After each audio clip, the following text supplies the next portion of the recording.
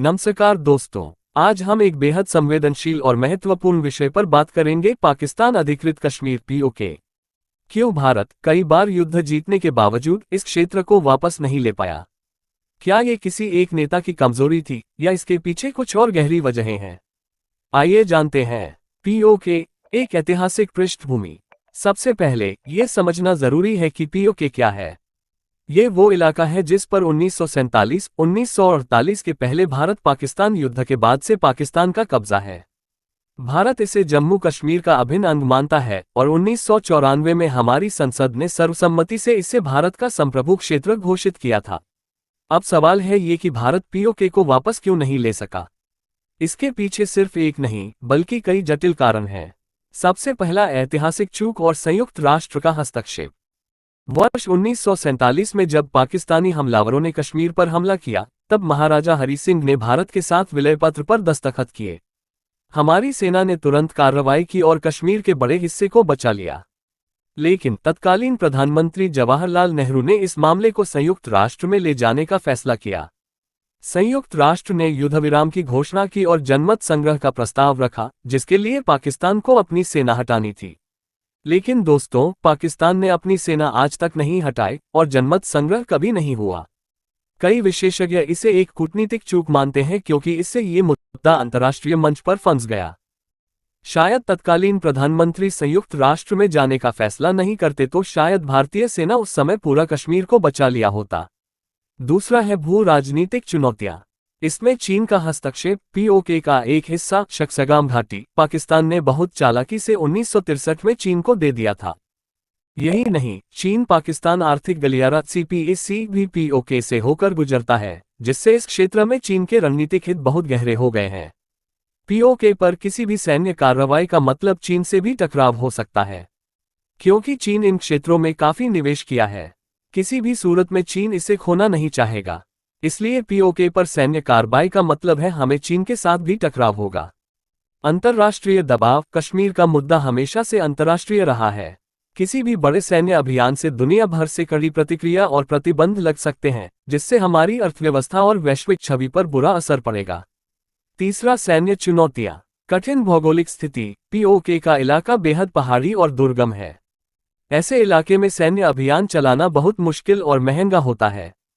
कारगिल युद्ध 1999 ने भी हमें ये दिखाया कि पहाड़ी इलाकों में युद्ध कितना चुनौतीपूर्ण होता है। स्थानीय आबादी में रहने वाली आबादी का एक बड़ा हिस्सा भारत विरोधी या पाकिस्तान समर्थक है।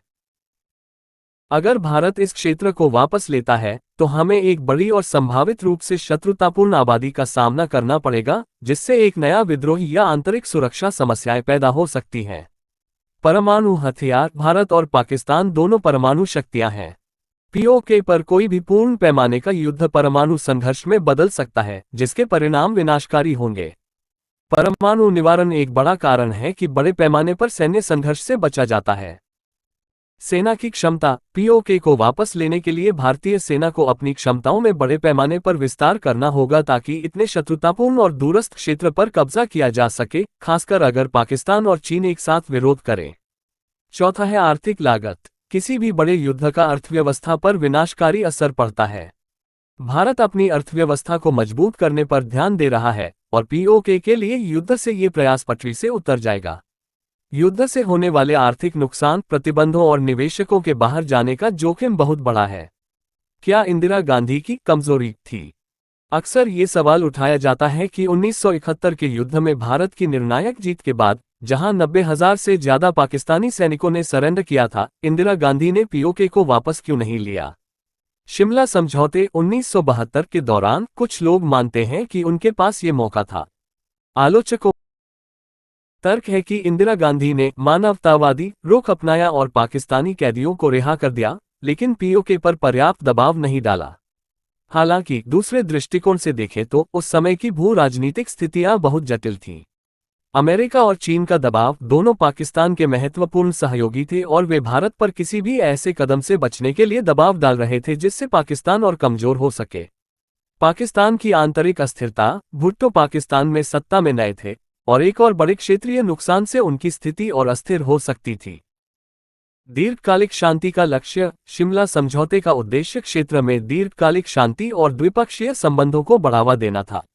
इंदिरा गांधी शायद यह मानती थी कि पीओके को बलपूर्वक लेने से संबंध और खराब हो सकते हैं। सोवियत संघ का समर्थन। भले ही सोवियत संघ ने भारत को समर्थन दिया था, लेकिन भारत को अमेरिका और चीन के विरोध को भी ध्यान में रखना था। संक्षेप में, इंदिरा गांधी का फैसला सिर्फ कमजोरी नहीं था, बल्कि उस समय की जटिल भू राजनीतिक वास्तविकताओं और दीर्घकालिक शांति के लक्ष्य को ध्यान में रखते हुए लिया गया एक रणनीतिक निर्णय हो सकता है। अब इसका निष्कर्ष क्या निकला? दोस्तों, पीओके को वापस न ले पाना किसी एक युद्ध या किसी एक नेता की कमजोरी का परिणाम नहीं है, बल्कि कई जटिल कारकों का परिणाम है। इसमें ऐतिहासिक कूटनीतिक चूक, दुर्गम भूगोल, स्थानीय आबादी की भावनाएं, चीन का हस्तक्षेप, परमाणु हथियारों का खतरा और अंतर्राष्ट्रीय समुदाय का दबाव शामिल है। भारत लगातार पीओके को अपना अभिन्न अंग बताता रहा है और इसे वापस लेने के लिए कूटनीतिक और राजनीतिक प्रयास जारी रखे हुए है। आपको क्या लगता है, पीओके को लेकर भारत की आगे की रणनीति क्या होनी चाहिए? अपनी राय कमेंट्स में जरूर बताएं। अगर आपको ये वीडियो पसंद आया हो तो लाइक करें, शेयर करें और हमारे चैनल को सब्सक्राइब करना न भूलें। मिलते हैं अगले वीडियो में। जय हिंद।